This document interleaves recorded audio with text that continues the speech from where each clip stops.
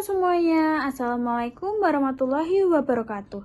Di sini, saya dan rekan-rekan saya akan menjelaskan sedikit tentang perusahaan dagang. Kami dari kelompok E, kelas M, pengantar akuntansi. Sebelumnya, perkenalkan nama saya Nadia Rafa Raditya Sugihartono dengan NPM 240130100392. Selanjutnya, pengertian perusahaan dagang. Perusahaan dagang adalah jenis perusahaan yang fokus pada aktivitas jual beli barang tanpa memproduksi barang tersebut. Tujuan utama dari perusahaan dagang adalah mendapatkan keuntungan dari selisih harga beli dan harga jual barang. Perusahaan dagang dapat dibedakan menjadi 3 kategori. Yang pertama, perusahaan grosir, yaitu menjual barang dalam jumlah besar kepada pengecer atau bisnis lain. Yang kedua, perusahaan pengeceran, yaitu menjual barang langsung kepada konsumen akhir dalam jumlah yang kecil. Yang ketiga, perusahaan impor dan ekspor, yaitu mengimpor barang dari luar negeri untuk dijual di dalam negeri atau mengekspor barang ke luar negeri. Dengan saya, Miza Akila Oktahartanto, NPM 240130100413. Metode pencatatan persediaan yang umum digunakan dalam perusahaan dagang di antara lain metode praktual, yaitu mencatat setiap transaksi secara langsung pada saat transaksi terjadi, baik untuk pembelian maupun penjualan. Dalam metode ini, setiap transaksi yang mempengaruhi persediaan barang dagang dicatat ke dalam akun persediaan barang dagang yang dilakukan secara terus-menerus. Lalu kedua, metode periodik yang merupakan mencatat transaksi pembelian dan penjualan secara terpisah dan harga pokok penjualan dihitung pada akhir periode. Dalam metode ini, transaksi penjualan tetap dicatat, tetapi perubahan persediaan tidak diupdate secara langsung, seperti pembelian dan penjualan dicatat dalam akun pembelian dan akun penjualan. Pengembalian barang untuk keperluan pribadi dicatat di Drive dengan dimasukkan ke debit dan penjualan di kredit sebesar harga pokok. Perbedaan metode. Terdapat perbedaan metode perpetual dan metode periodik. Yang pertama, metode perpetual. Persediaan dicatat terus-menerus di setiap kali terjadi transaksi pembelian atau penjualan. Sedangkan metode periodik, persediaan hanya dihitung pada akhir periode tertentu seperti akhir bulan atau akhir tahun. Lalu yang kedua, metode perpetual. Stok barang selalu up to date sehingga perusahaan tahu persis berapa jumlah persediaan yang tersedia di setiap waktunya. Sedangkan metode periodik, jumlah persediaan yang tersedia baru diketahui setelah dilakukan penghitungan fisik. Lalu yang ketiga, metode perpetual cocok untuk bisnis yang membutuhkan pelacakan persediaan secara akurat dan sering, seperti retail besar atau bisnis dengan barang mahal. Sedangkan metode periodik lebih sederhana dan murah karena tidak memerlukan mencatat transaksi secara rinci dan setiap saatnya. Baik, di sini saya akan melanjutkan pembahasan presentasi tentang ciri-ciri perusahaan dagang dan tahapan siklus akuntansi perusahaan dagang.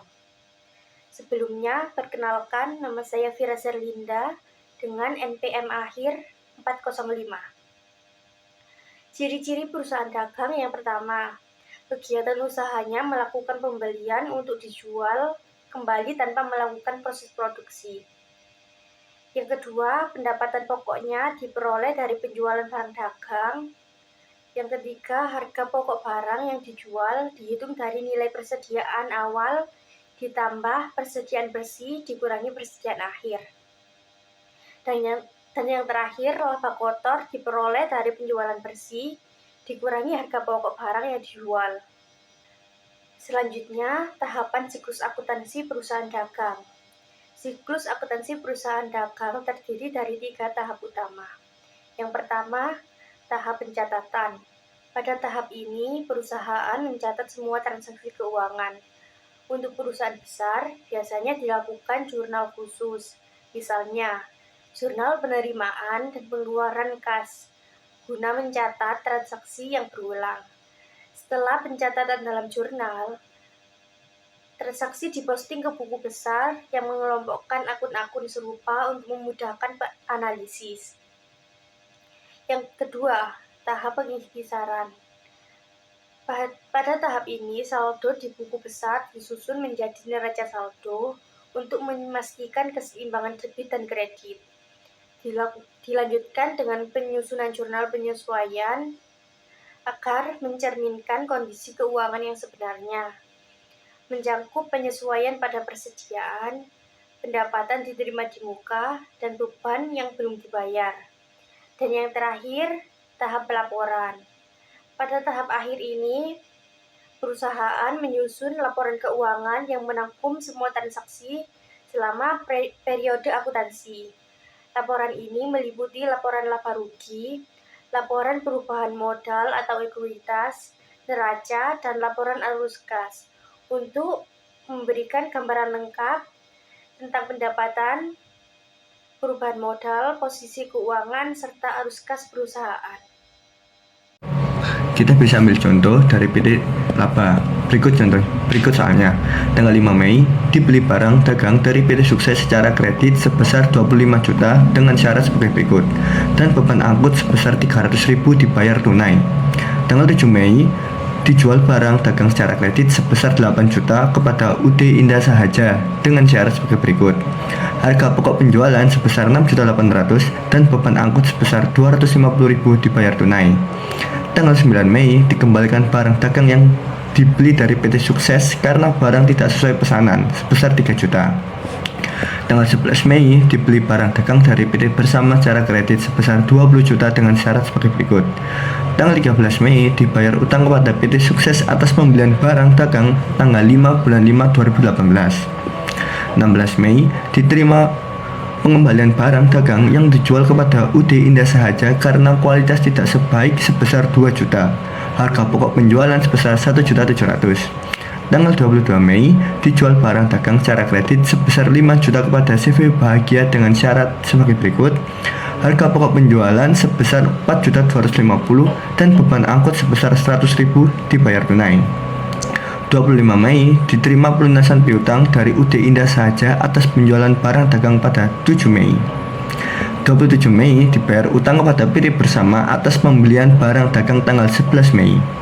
Tanggal 30 Mei, diterima pelunasan piutang dari CV Bahagia atas penjualan barang dagang pada 22 Mei. Untuk contoh menjawab, kita bisa pakai jurnal umum metode perpetual, yaitu tanggal 5 Mei, persediaan barang dagang, masuk debit dan utang dagang, masuk kredit dengan nominal 25 juta. Persediaan barang dagang, masuk debit dan kas masuk kredit dengan nominal 300.000. Pada tanggal 7 Mei, piutang dagang, masuk debit, penjualan, masuk kredit dengan nominal 8 juta. Lalu, harga pokok penjualan, masuk debit, persediaan barang dagang, masuk kredit dengan nominal 6.800.000. Lalu, beban angkut penjualan, masuk debit, dan kas masuk kredit dengan nominal 250.000. Pada tanggal 9 Mei, utang dagang masuk debit dan persediaan barang dagang masuk kredit dengan nominal 3 juta. Lalu pada tanggal 11 Mei, persediaan barang dagang masuk debit, utang dagang masuk kredit dengan nominal 20 juta. Tanggal 13 Mei, utang dagang masuk debit, lalu kas dan persediaan barang dagang masuk kredit dengan nominal utang dagang 22 juta, lalu kas 21,560 juta, lalu persediaan barang dagang 440.000. Pada tanggal 16 Mei, retur penjualan masuk debit, piutang dagang masuk kredit dengan nominal 2 juta. Lalu persediaan barang dagang masuk debit, harga pokok penjualan masuk kredit dengan nominal 1,7 juta. Pada tanggal 22 Mei, piutang dagang masuk debit, penjualan masuk kredit dengan nominal 5 juta. Lalu harga pokok penjualan masuk debit, persediaan barang dagang masuk kredit dengan nominal 4.250.000. Lalu beban angkut penjualan masuk debit dan kas masuk kredit dengan nominal 100.000. Pada tanggal 25, kas masuk debit, piutang dagang masuk kredit dengan nominal 6 juta. Pada tanggal 27 Mei, utang dagang masuk debit dan kas masuk kredit dengan nominal 20 juta.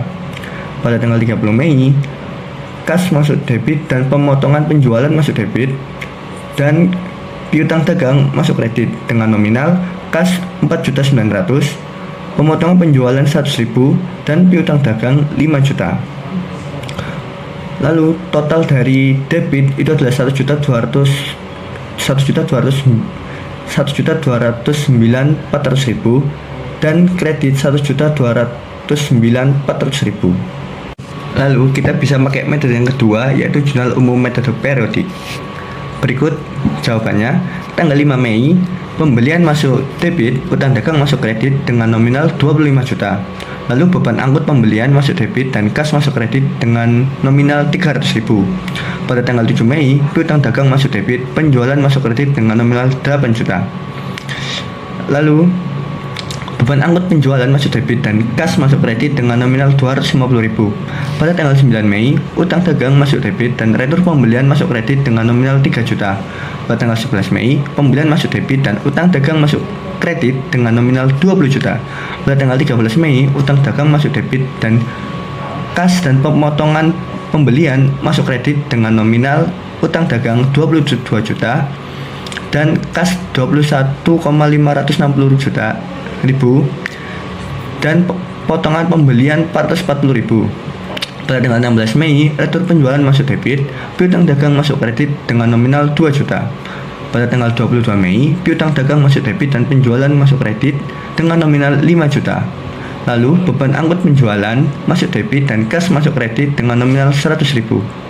Pada tanggal 25 Mei, kas masuk debit dan piutang dagang masuk kredit dengan nominal 6 juta. Pada tanggal 27 Mei, utang dagang masuk debit dan kas masuk kredit dengan nominal 20 juta. Pada tanggal 30 Mei, kas masuk debit dan pemotongan penjualan masuk debit dan piutang dagang masuk kredit dengan nominal kas 4.900.000 dan potongan penjualan 100.000 dan piutang dagang 5 juta dengan total debit seluruh debit 116.650.000 dan kredit 116.650.000.